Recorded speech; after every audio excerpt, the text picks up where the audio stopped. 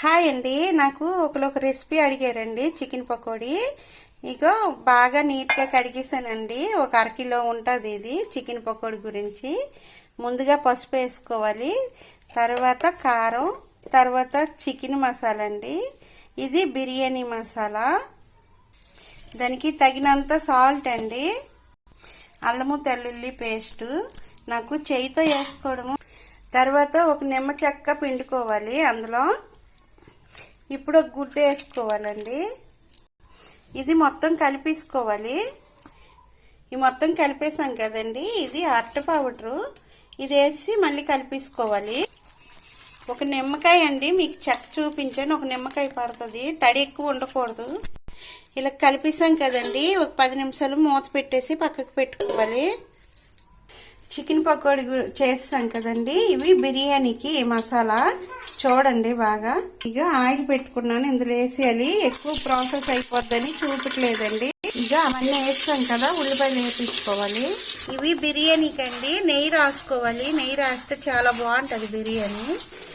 ఈ ఉల్లిది వేగిపోయింది కదండి, అల్లము తెల్లుల్లి పేస్ట్ వేయించుకోవాలి. కొద్దిగా పసుపు వేసుకోవాలి, తగినంత కారం. ఇది చికెన్ మసాలా, ఇది బిర్యానీ మసాలా అండి. రుచికి తగ్గట్టు ఉప్పు అండి, కొత్తిమీర. అవన్నీ వేగిపోయాక బియ్యము ఇలాగేసి నీళ్ళు వేసేయాలండి, వాటర్. ఇవి మొత్తం వేగిపోవాలి, లావు వేయకూడదండి. ఒక గ్లాసు బియ్యానికి 2 గ్లాసులు నీళ్ళు వేసుకోవాలండి. నీళ్ళు వేసి మూత పెట్టేసానండి. 3 విధులు వచ్చాక ఆపేయాలి. ఇగోటండి ఇలా కలిపేసాం కదా, ఆయిల్ పెట్టేసుకున్నాను. మీడియం మంటలో వేపించుకోవాలండి. మీడియంగా ఉంటే మంచిగా కుక్ అవుతాయి. అలాగనేసి ఇలాగ వేసుకోవాలి.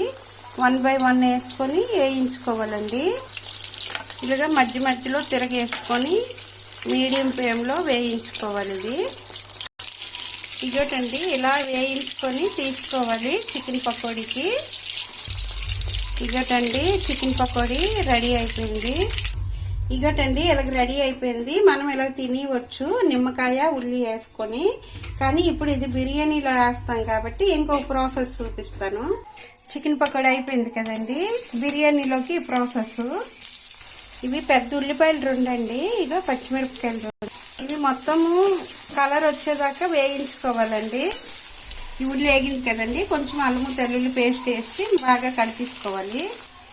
ఇప్పుడు ఇవి వేగిపోయావు కదండి, పెద్దవి 2 టమాటీలు జ్యూస్ వేసాను, అందులో వేసానండి. ఇప్పుడు ఇది వేగుతుంది కదండి, కొంచెం ఉప్పు వేసుకోవాలి, కొంచెం గరం మసాలా, కొంచెం కారం అండి. ఇప్పుడు ఇలాగ మగ్గిపోయింది కదండి, ఇప్పుడు చికెను ఇందులో వేసేయాలి. ఇలాగ కలిపేసుకోవాలండి. ఆ జ్యూస్లో వేసాం కదా, మొత్తం కలిపేయాలి. కొద్దిగా ఇంకేదాకా ఉంచాలన్నమాట. ఇప్పుడు చికెన్ పకోడీ ఇలా చేసాం కదండి, ఇది రెడీ అయిపోయింది. ఇగో ఇలాగ అయిపోతే చాలండి.